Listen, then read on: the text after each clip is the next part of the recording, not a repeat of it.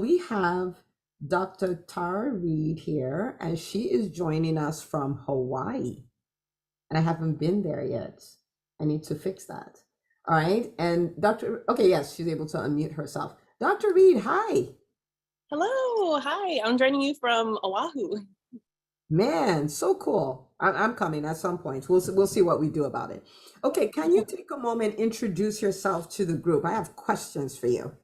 Okay, and just ahead of time, sorry, there might be some airplanes flying over, so I'm sorry if you can't hear anything, but I'm Tara Reed. I'm from the Big Island of Hawaii. I'm an internal medicine physician. I'm completing my service repayment at a community health center here, and then I'll be joining my mentor on the Big Island to join his private practice since he really wants to retire ASAP. And Awesome. so I learned about the business school a little less than a year ago, and I went to your visibility formula, and I just knew after that that I needed this because I didn't know what I didn't know, and all I have known, and I've only been out of residency for 4 years now. I just wanted to be prepared to transition into the world of private practice and entrepreneurship, and so I told my husband about it. I told him about the investment, and he was totally on board. But being 4 years out of residency, we don't have a lot of savings. We have two kids, and my husband is a stay-at-home dad, so we had to come up with a plan. And we couldn't use all of our emergency fund to for the investment. So we came up with a plan to try to save by September. And so we cut out. It's amazing how many things I found out I really didn't need. And we stuck to the savings plan. And but in the meantime, I was looking at other ways I could help fund the investment. And so on the Big Island of Hawaii, well, all of Hawaii, but really on the rural areas, there is a huge shortage of physicians. And so there are actually like foundations and organizations are trying to help recruit doctors who were born and raised in these rural areas come back. And so I applied for a grant, and they gave it to me. So that was nice. And then also I have a passion for teaching, and been I've been involved with the medical school here a little bit, teaching for free basically. But so an opportunity came up where they wanted to hire me as a 0.25 FTE once I moved back at the end of the year to teach med students and residents in the office to help them learn about private practice in a rural area.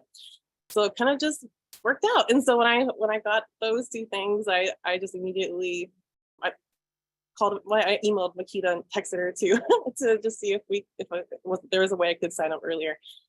And we were super excited. And there was another thing too, because another thing that came out, that one of the local insurance companies in Hawaii want more people taking their insurance or their patients, because we don't have a lot of doctors in rural areas. And so they give you a monthly stipend as long as you take 250 of their patients over the course of a year. So I have that set up for December, to start in December when I move back. So we're trying to build a waiting list of patients for me to accept once I start. Okay, hang on. I haven't heard this story before, right? But Keita just said, "Oh my goodness, you will not believe what Dr. Reed did." But did anybody hear this? Like, let me know in the chat if you're hearing the same thing I'm hearing. This is unbelievable. You're amazing. No, seriously, let me know in the chat. Okay, so first of all, your original plan was to join in September. Is that what I heard you say? Yeah. Okay, Mhm. so you were going to join in September. You're like, I need this. Your husband's like, yes, we need this. We need to do this. And you guys were like, okay, how do we figure it out? You decide I'm going to do September, but you've already been in the school for a month. So you joined like what, 4 months, 5 months earlier than you planned. You guys think about this, okay? So they came up with a plan. They cut out some things that, like, it's amazing the number of things we didn't need. You applied for a grant. Right, and you got the stuff with the medical school, you got the stuff with the other insurance people. And let me show everybody here something. Right now, you paid for the school, but now you have all these streams of income that you had created in order to pay for the school that still continue. Right, like do you see what I'm saying? Like, in the process of deciding I'm gonna make this work, you made it work, but it's still working for other things. How crazy is that? Okay, you're amazing. I'm like totally blown away. Okay, I'm sorry. So you called Makita, you texted Makita. Makita was like, no, wait till September. What did Makita tell you? And she's so nice, and thank you, Makita, for all the time that you spent with me, and all the calls even after the visibility formula. And I mean, you're so encouraging too, and help me realize I really needed this. And a lot of it too was like the asking was from listening to your podcast. So thank you, Dr. Well, thank you for doing the work. You just made my whole day. Okay, so you've been, I think you've been in the school for a month now. What is that accurate? A month. Okay. So you're in, and I'm so grateful that you are. And you deciding to do this created a whole transformation before you even came into the school. So when you guys hear statements like the transformation is in the transaction, this is a real life example, right? This is a real life example. So it's been 30 days. What has your experience been like? It's great. I mean, just the books that you recommend, and I'm trying to go back in time on the Facebook group to try to figure out what books you previously recommended. Oh, I have a whole list for you. Don't worry. We'll give it to you. I have a whole list. You're good. but but yeah, I mean, the people, I think I've been to 3 live sessions now, and I mean, I'm just blown away by what everyone else is doing, and it really gives me hope for private practice, seeing how other people are like actively working on it. They literally just started, or they've been at it for a year, and they're so successful. And for someone like at the beginning of their journey like me, and like fresh out of residency, it just is really inspiring.